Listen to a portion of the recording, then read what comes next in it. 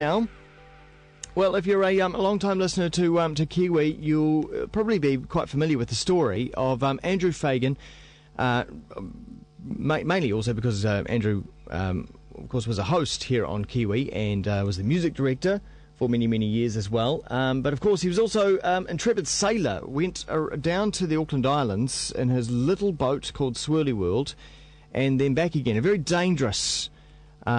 dangerous journey, very lonely journey as well, I suppose. And he's written a book about it now, and he joins us on the line this morning. Good morning, Andrew. Good morning, Wammo. Lonely? Would that be the description? Lonely? No, lonely? Solitude, that's the one. Oh, solitude, that's it, yes. Yes, because that doesn't necessarily mean that you're lonely. No, not really, and I didn't really get that lonely. It was more just having to do everything by yourself. You get a bit tired, you know? Yeah, exactly. And now, off and on, we've talked about this journey here on the show, but one thing that I've never asked you is the moment that you knew you even wanted to go sailing or to do that as a hobby or a pursuit. You know, what was the moment? When was that? Yeah. I can't remember really, Wammo, but I've read all the books, you know. I mean, it's a certain genre, solo sailing books, you know. There's lots of big ones like Adrian Hayter, Sheila Around the World. They're around the world ones, you know. Like Joshua Slocum, that was the classic, you know, back in 1898, I think it was. He went around the world, the first person to be documented having done so. And so I read all those books when I was, you know, you're like about a 12-year-old. Right. And had you been on a boat at that time? Not those sort of boats. I was just starting to learn to sail P classes in Wellington. Yeah. So, you know, the 7-foot thing, and I was about 12. So was that through school or a club? No, that was just through personal motivation. Actually, it was, and when I look back on it, it was quite a big deal because I didn't come from a sailing family, but I went over to Evans Bay Yacht Club and just hung around and watched what was happening. And then in those days they didn't have club boats, so you had to get your own boat, you know. So I got a boat. I got a $100 P class, and I got a paper round to pay it off. And I think the enormity of having the little 7-foot boat and as a possession and having to use it to learn to sail made me stick at it in a lot of respects because I'd sort of put the money out there on the line. Yeah. I had to stick at it even in times where really I didn't really enjoy my sailing in Wellington a lot when I was little because I was always capsizing and getting cold. Yeah. You don't like being in the water as such, do you? I like to be on top of it, but not in it. Yeah. Do you go swimming much? No, not really. But when I do, I don't mind swimming with a life jacket on, you know, because you don't have to do any work. But as I've got older, I used to swim, you know, like you're all forced to swim when you're at school, but I don't really like being in the water. For a guy who likes being on top of the water quite a bit, you have quite a reasonable fear of the water, don't you? Well, you got to respect it. It's the thing about you can fall off when you're sailing by yourself on a boat. If you fall over the side and the boat keeps sailing, that's it. It's all over, you know. And so that jeopardy means you hold on like a little monkey all the time. Yeah. And just trying to, it's just natural. You have to be careful, you know, otherwise, because it's so easy. You could lose a handhold or slip and be over the side, and you're a goner, you know. So, yeah, I'm pretty paranoid about that. I like that idea of being a monkey on a boat, sort of clinging to it. Yeah, and I think I really understand that as well. You know, you've got to get into that psyche of you being sort of almost one with the vessel. That's right. You're quite right. It's you just got to hang on, and it's the movement. Like if it's a violent motion, and you got to brace yourself with the movement of the boat. So you're always sort of locking in, even if you're lying down or sitting down. You're always sort of locking in with a thigh or a shoulder or something, so that your movement is moving with the boat. And otherwise, it's incredibly tiring, and you just get worn out. How long was the whole voyage? It was 2 months. Yeah, 3,000 nautical miles. So it's a long space of time for someone to be on a boat, but it's not a massively long journey like from they did back in the olden days, 6 months or something like that. But it was long enough to change your life in some ways. Do you think? It definitely. It's when you're out, so, doing it by yourself, and you got all those, it's after a week. It's hard to explain. After a week, it's really, it doesn't make any difference.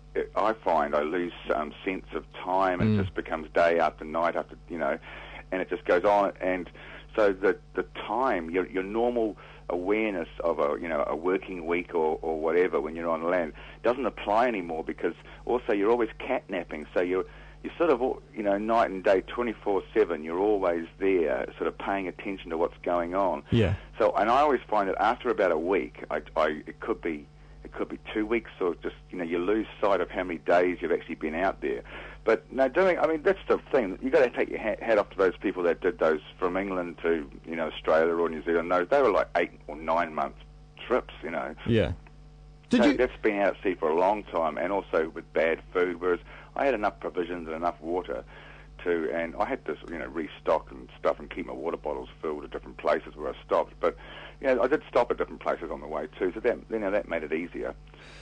And obviously you did this because you really wanted to do it, but did you enjoy it in the end? Did you wake up some mornings and just go, and with glee, and go, this is so damn exciting, I'm on top of the world right now? Yes, depending on the wind, yeah, absolutely. If it's a nice day, or if the wind direction is favourable, so you can go in a straight line to where you want to get to, then it's great. Even if it's raining, or it's as long as you're going as fast as you can. And in my case on this boat, it's about 5-6 knots tops. But as long as you're going as fast as you can, then you'll get and in a straight line, then it's good. The sailing's good. But if the wind shifts and it's right on the nose, and you have to tack to windward, zigzag to get somewhere, then it's also very uncomfortable in the boat, but it's really frustrating because you can't point to where you want to get to, and it can take sometimes 3 times or 4 times as long. Like when I go to Waiheke, it takes from Auckland Harbour, takes me at best, I can do it in about 2.5 hours, my record. That's with the fresh wind behind. Yeah. But coming back on the same day would probably take me about between 8 and 9 hours. Wow. Yeah. It's just torture, and that is horrible. So there is. And when you get tired, I find like you tend to get quite negative, or you can, and so it's fighting that negativity. And sometimes the motion's really uncomfortable, especially if you're feeling seasick. It's quite unpleasant. But those memories seem to get wiped away by once you get to where you want to go, Is part of this the satisfaction of not using a fuel or another source of energy to get somewhere? It is purely just using the elements. It is. It's just sailing. It's just the wind. That's part of the satisfaction. And I also enjoy the sailing usually, even on the wind. But not if it's going to go on for days and days. But when you're tacking against the wind. But it's a slow.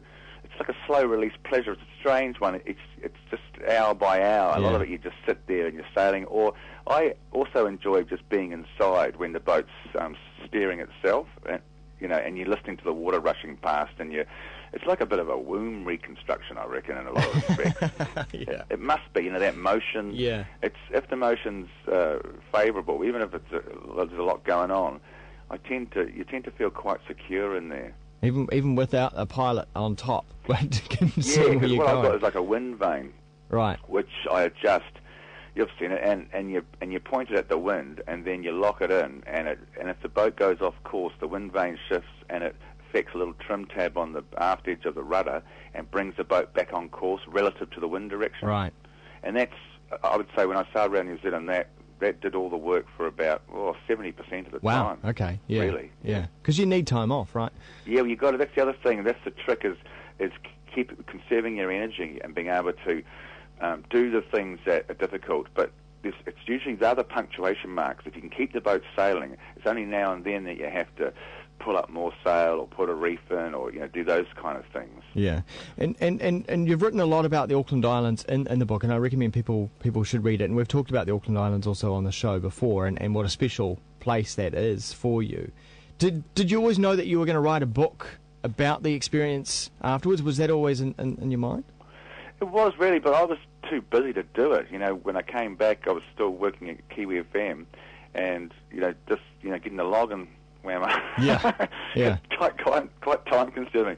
So I always wanted to, but I also find that I need a few years to go by before I can distill it into a writing project, if rather than actually being active and doing it. I need time sort of in between having done it to reflect on it in a lot of respects and go back through my logbooks and my charts and to put it together as a piece of writing. Yeah. So reflecting on it now, and looking back at that extraordinary 2 months, does it make you want to get out there again and do it now that you've put you've basically closed the chapter on it? Really, you've written the book. Yeah. So time for the next adventure. It is really. I think that's the cycle I've found myself going through over the years. But it's choosing the right time, yeah? Sorry? It's choosing the right time, isn't it? Yeah, and it's also, you've got to be able to organise your time. And it takes a lot of preparation, really, to set yourself up in a situation where you can actually leave and go away for a long amount of time. It's very difficult, having to work and earn money. Yeah. Andrew, as I say, I recommend everyone check out the book, Swirly World Sails South. It's got you in the boat on the front there. You can't miss it. It's bright orange, the boat. Rescue orange, the come and get me colour. Yeah, the come and get me colour, like that. Hey, thanks so much, and we'll see you soon. Thanks very much. Cheers. Right. Andrew Fagan.